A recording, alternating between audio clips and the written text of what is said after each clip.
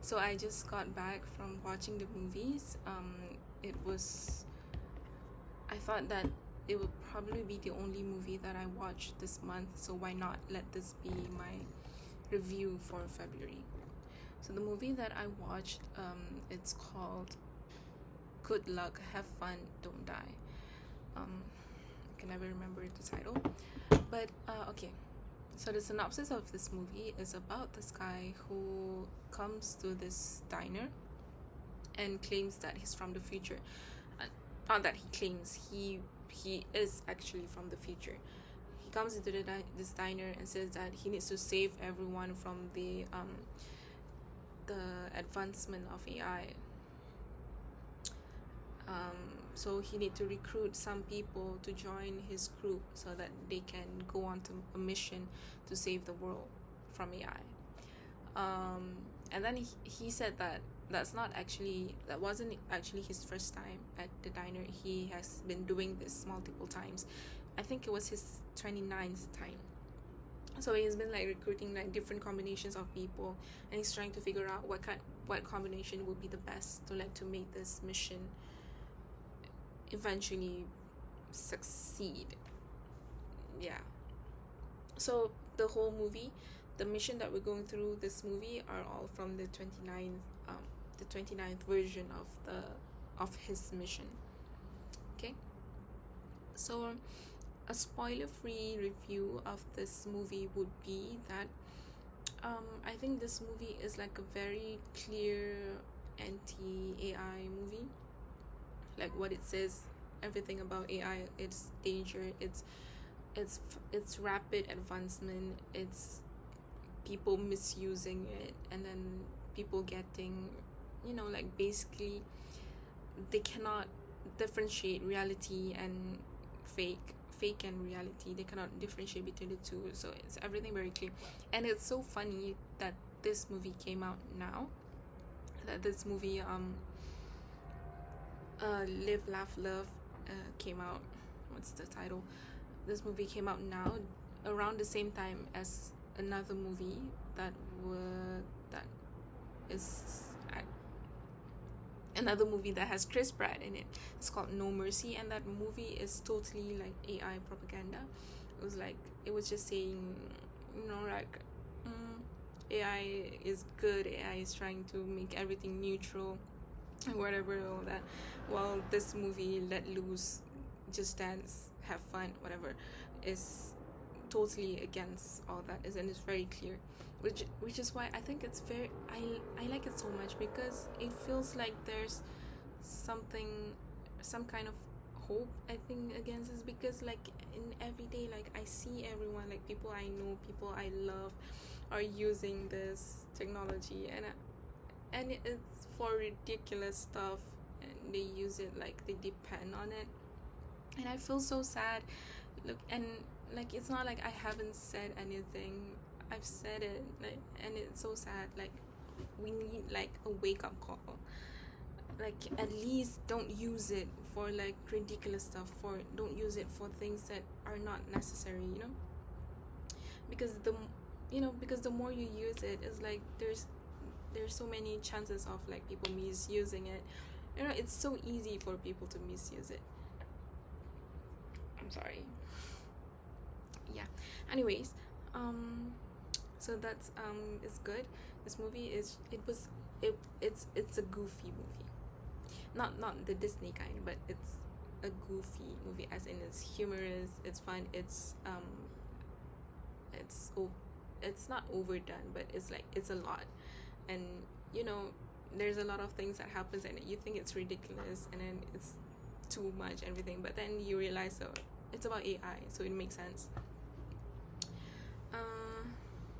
Yeah, and then I noticed, like in the beginning of the movie, when they were in the diner, there's this like jingle going on at the back, like an instrumental music going on in the back, and I felt like I've heard this song before, like it felt so familiar, and then I realized it's actually the song from Chicken Little, the one it's like, it's the end of the world as we know it, it's the end of the world, that song, and it's playing in the movie, and I feel like, oh, it makes sense, because basically everything that's happening in this movie, it seems like very apocalyptic, very very towards the end, as you may say. So I feel like that's an interesting Easter egg, I suppose. Yeah, and then I think that as much as are my spoiler free review. If you're interested in a movie, you can go watch it. Pause this video, go watch it, and then continue this video after you watch the movie. There are some gory stuff though, but like it's not too bad. It's pretty mild. Okay, so here's the spoiler 100% spoiler review. So what I like about this movie is like the concept of like bringing all these people together, and then there's all these characters trying to survive a night, and then you can see in the background into each of these characters, what motivates them, and what's happening around, what happens around their life, and what made them end up being in that situation. Yeah. So it's fun. So the mission was like, he said, the guy who came from the future, he said like he comes from the future, and he has this software that he needs to plug into an AI that is being built by this 9-year-old kid in his house. Okay, try to keep track with me. So the mission was like to survive the night, to go to this kid's house to safely, because there's like police going around, like bad people coming around, like zombies, whatever. There's so many things. To try to make it to the house safely, to plug in the software into the AI that this kid is trying to invent. Okay, so that's the whole mission, what they're trying to do. And he claims that in this software, he said that this technology of AI, it's moving so fast, it's very rapid, it's very like there's no control against it, and I think everyone can agree that it's inevitable. It's like it's difficult now to eradicate it from our life. Like even the government is like using AI stuff into like official government stuff, and it's crazy. And he said that there wasn't enough time for people to come up with a technology to like what's the word, to come up with like regulations against this AI, because it's so easy to misuse it. It's so easy for people to do bad things to other people, to slander, to do fitna, whatever, using AI. So he said that in the future, in his time, there are now scientists and engineers who have already come up with the technology to like go against this AI, or at least make it slow down, so that you can regulate it. You can regulate the use of AI throughout your life before it like takes over everything and ruin the world. Yeah.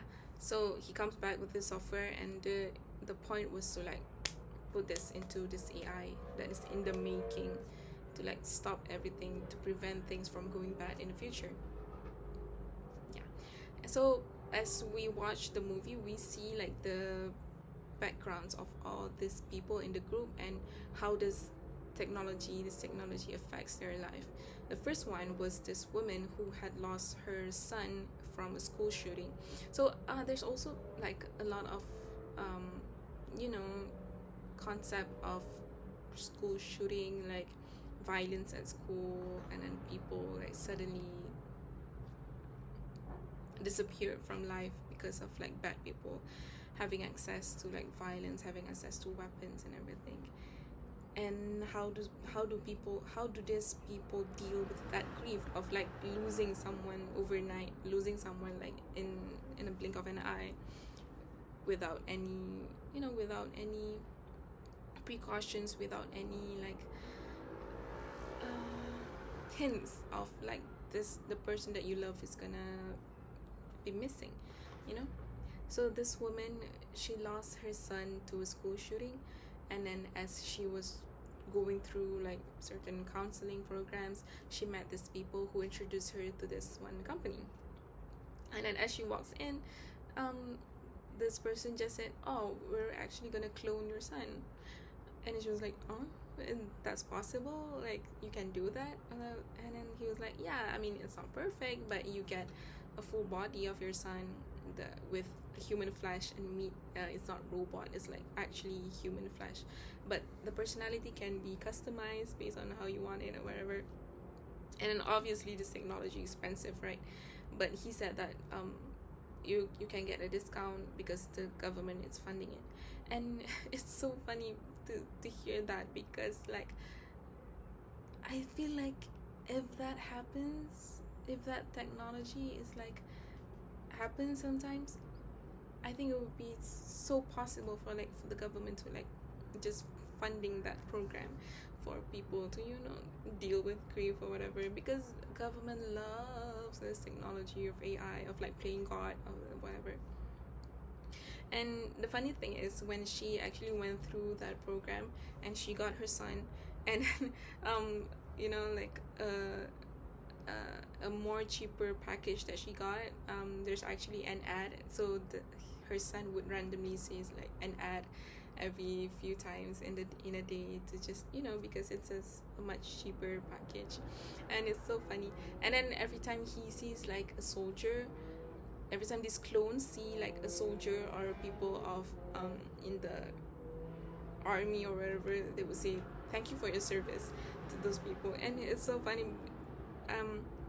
It wasn't like specifically mentioned in the movie, but it's so funny because it shows that the government is funding it, and they are controlling these clones on how they will behave. So like they just add in that stuff of like they have to like respect all this, this soldiers, this army, or doing like I don't know what stuff to other people's homes. And yeah, so but then yeah, so that's that. And then there's this couple who are teachers, and they're teaching at a high school. And what happened with them was that the kids are at the school are obsessed with their phones. At first, when I watched the scene when they were in the classroom, I felt like it was overdone. It felt like it doesn't feel real, because I don't think there's no way that actual kids behave like this in class. Like every single one of them are on their phones, even when the teacher are in, and even when the teacher said like put down your phones or whatever, they're not putting it down. And then they're saying like like stuff like when the teacher pulled out a book, and then they all said like, what's that? That book is like from a million years ago. And then I can read an audio book of it, and it's like blah blah blah blah. And at first it felt like unrealistic, because I don't think any kids would actually talk like that. But then I realized they're actually overdoing it on purpose, because after some time these kids, they got hypnotized by the app in their phone, and then they literally become zombies, like phone zombies. So this couple of teachers, that's what motivates them to join this mission, because they experience what happened to the kids when technology takes over. So yeah, so that's the teacher. And then there's this girl who is at first she wanted to join the team, but the guy like doesn't let her in, for he claims that she's a freak, because she wears like a princess dress, but then she has like her makeup run down and everything. Obviously like she has been like going through some stuff. And then as you watch the movie, you realize that she feels that she has nothing to lose. She's actually wanted to join the mission because she just wants to herself. And then that's why the guy doesn't want her in the team, but eventually he lets her in. And then we go into her past, and then what happens is that she's actually allergic. She's allergic to technology and Wi-Fi, which is inherently saying that you're allergic to the air, because like how do you stay alive? But then she said that's why she works with the kids. She works as like a princess for parties, that she bring cakes for kids, she sings and I'll do all that, because kids they tend to not have any technologies, right? I mean, used to. But then after some time, she realized that the work is not sustainable for her because some kids started to bring phones to the table, and then she would start like bleeding out through her nose. And when she gets home, she found that her boyfriend is now addicted to this like VR reality thing, and then he's really into this fake reality, and he's been saying like, why do I want to live in this real world where everything is horrible, everything is like tragic, when you can actually live in a world where there's this fake reality where everything is fun and rainbows and stuff. And then the life is about don't die, be happy, stay fit, whatever. That's the life that he's trying to like to live in. So this girl, because she's allergic to this technology stuff, she think that this is ridiculous, her boyfriend is being ridiculous, so he left her, and then she went away, and that's how she got into the diner, and she make it to the team. So he also said that throughout the journey there's gonna be some people who are not gonna survive because it's like a dangerous mission, but it's a goofy one. And so yeah, some people died, some people didn't make it, but then towards the end they eventually make it to the house of the 9-year-old kid, and then they try to like put the software into this AI to slow it down. But then there's so many obstacles because it's so bizarre, because as they got into the room, and then there's like this mountain of wires and cables, and then this kid is sitting at the top like pressing on keyboards, and there's like a huge whatever screen AI thing going on in front. It was like typing, and it was just focused. He doesn't notice whatever's going on around him. Yeah, and then when they were trying to like plug it in, trying to stop everything, and then there's like wires going around, cables going around, like tying them up, pulling them back, choking them or whatever. There's so many things going on. So basically I think the message is just that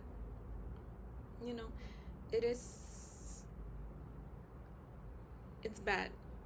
I think the message is that AI is bad, because like people just can't differentiate between what is real and what's not, what is reality and what is like this facade, and everyone is trying to find like quick escape from the real life, the real world, and then this technology is taking over, all those kind of stuff, and then the fact that there's no like it feels kind of hopeless, because like it said in the beginning of the movie, like there's no stopping it, there's no like people like trying to hold it back, like there's no one saying that whoa, we're going too fast, whoa, maybe we should like lay back a bit on this stuff. But then the government itself is like doing like AI shit, like on their posters, on it, like, and it's very very clear about it. It's like they're not hiding about it, and it's very it's crazy. Yeah. And then isn't there anyone in like the management in the like White House or something, in the Malaysian government house, that is saying that, wait, this is not good, you can see like people are misusing this, stop, don't encourage this to the right yet. So I think I would give this movie of